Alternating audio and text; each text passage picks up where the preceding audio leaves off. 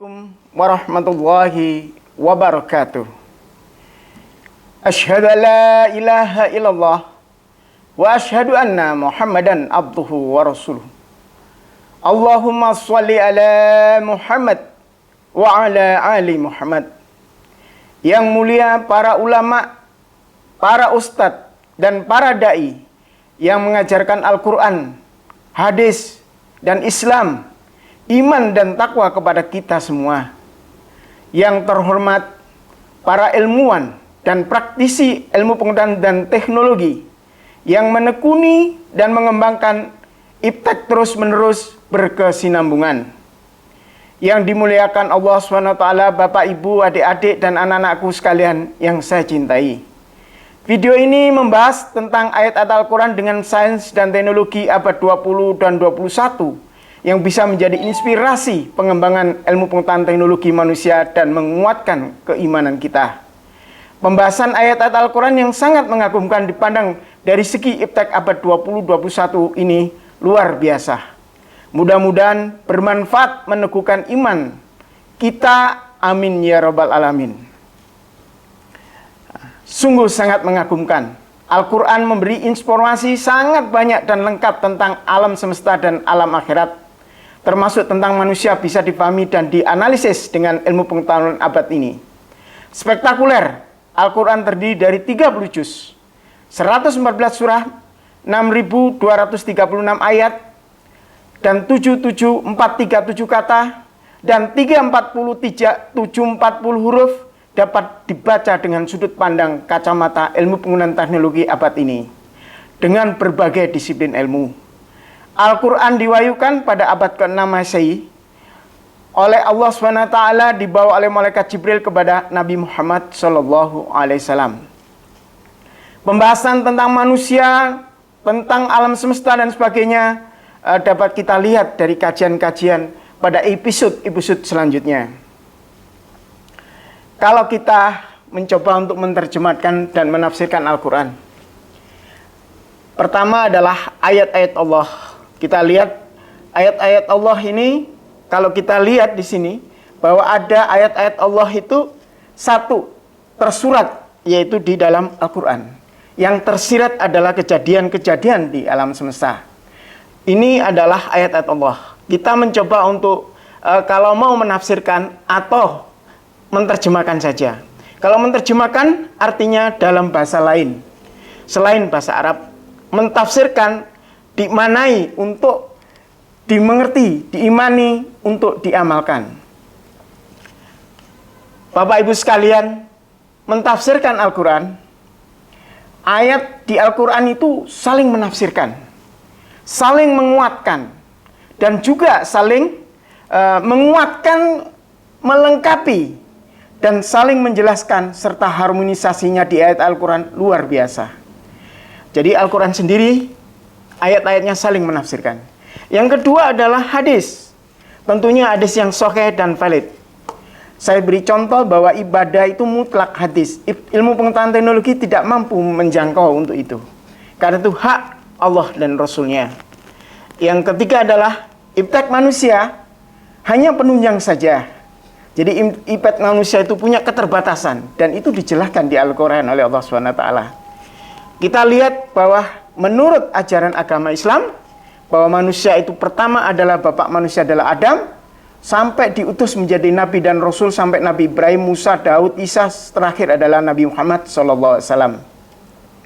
Seperti kita ketahui bahwa sumber ajaran Islam itu adalah pertama Al-Quran, firman Allah SWT.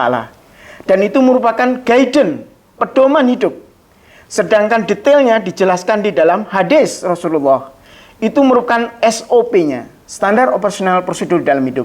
Misalnya Allah memerintahkan, wa aqimus shalah, innas sholata tanha anil fahsya'i wal munkar wala dzikrullahi akbar. Wa aqimus shalah, tegakkanlah salat. Cara bagaimana salat, mulai dari takbiratul ihram, rukuk, sujud dan sebagainya sampai salam, itu dicontohkan oleh Nabi Muhammad SAW sebagai Rasulullah. Oleh sebab itu tidak bisa dipisahkan. Hanya iman kepada Allah, tidak mau taat sama Rasulnya, itu tidak bisa. Karena Allah memberi standar platinum standar untuk kehidupan manusia itu adalah manusia itu sendiri, bukan dari malaikat atau jin, yaitu Rasulullah SAW, Nabi Muhammad SAW. Allah juga menantang manusia. Ini di surat Al-Baqarah, surat nomor 2, ayat 22 sampai 23. A'udzu billahi minasyaitonir rajim. Bismillahirrahmanirrahim.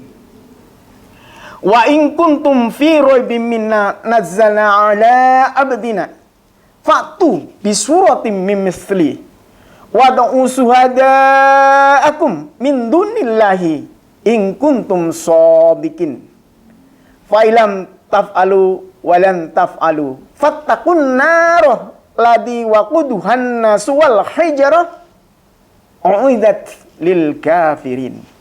Kalau diartikan, wa in kuntum, dan jika kalian semua ragu, fi dengan apa-apa, roibim Tuhanmu, mimma dengan apa-apa, nazzalna ala abdina yang kuturunkan kepada atas hambaku. Artinya ragu dengan Al-Quran yang diturunkan kepada Nabi Muhammad SAW. Maka Allah menantang, fa'tu bi suratim mim mithli, maka boleh satu surat, tidak 114 surat seperti Al-Quran itu. Mimithli, seperti, semisal, sebanding. Wad'u suhada'akum min dunillahi in kuntum shadiqin. Maka panggillah, undanglah, berdiskusilah, merumuskanlah. Waktu suada para pemimpin-pemimpinmu, para pakar-pakar kamu, para guru besar kamu, para praktisi dan ilmuwan kamu di bidang ilmu dan teknologi, dipersilakan Allah. Min dunillahi, selain Allah. Kalau kita bisa berdialog minta tolong pada malaikat atau jin, silakan. Min dunillahi, selain Allah. In kuntum shadiqan, jika kamu sekalian benar-benar merasa ragu, merasa Al-Quran itu salah. Misalnya tentang konsep penciptaan manusia, tentang bumi, planet dan sebagainya dan seisinya, tentang alam semesta, tentang astronomi, tentang angkasa luar dan sebagainya. Allah menantang manusia. Luar biasa bukan? Bahwa ini tantangan dari Tuhan semesta alam untuk melihat bahwa Al-Quran ini ternyata bisa ditabulasi. Sekali lagi, Al-Quran itu sudah ditabulasi. Kalau kita mentabulasinya, membuat indeksnya Al-Quran tentang alam semesta, misalnya penciptaan manusia dan sebagainya, komponen manusia, tujuan Allah menciptakan manusia seperti apa, penciptaan Adam, misalnya tentang penciptaan alam semesta dan sebagainya. Allah menentangnya. Al-Quran diturunkan abad ke-6, tetapi pada iptek abad sekarang, abad 21 dan 20, yang luar biasa itu, kita bisa menabulasinya dan bisa menganalisanya dengan baik. Tentunya dibuat indeksnya, nanti akan ketahuan bahwa luar biasa, abad ke-6 bisa difahami pada abad 21 ini. Jelas ini adalah firman Allah, firman Tuhan semesta alam, bukan buatan Nabi Muhammad atau manusia pada abad yang ke-6. Jadi Allah sudah menantangnya. Fa'ilam taf'alu, maka kamu tidak akan bisa. Itu statement Allah. Wa ilan taf'alu, bahkan tidak akan bisa. Diulang lagi. Fattaqun naral ladzi waquduhan nas wal hijarah u'idat lil kafirin.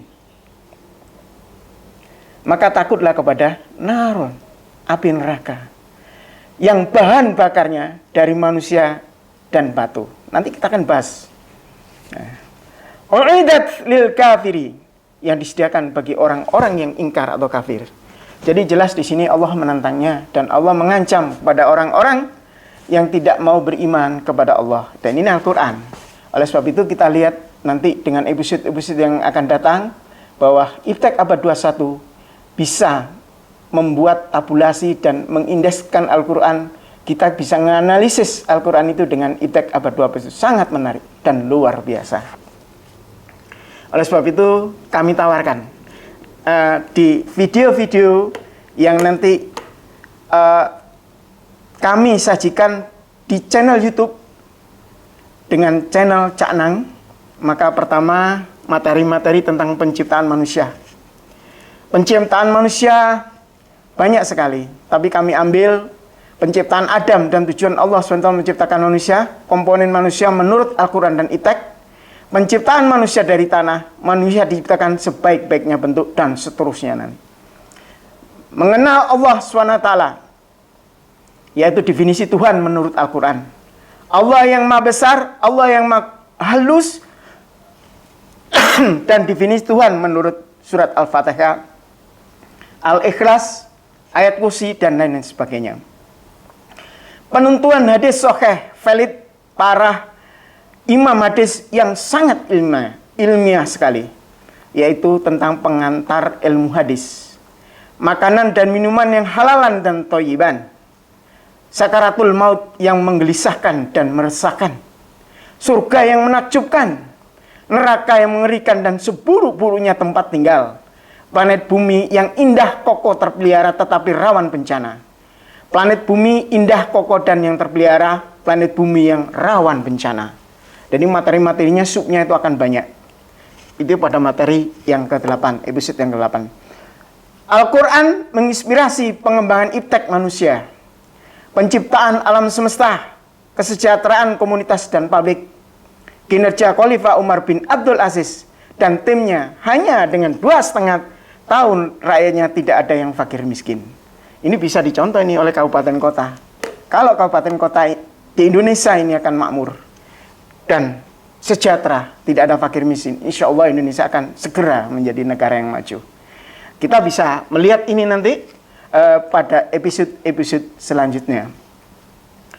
Semoga bermanfaat, kurang lebihnya mohon dimaafkan.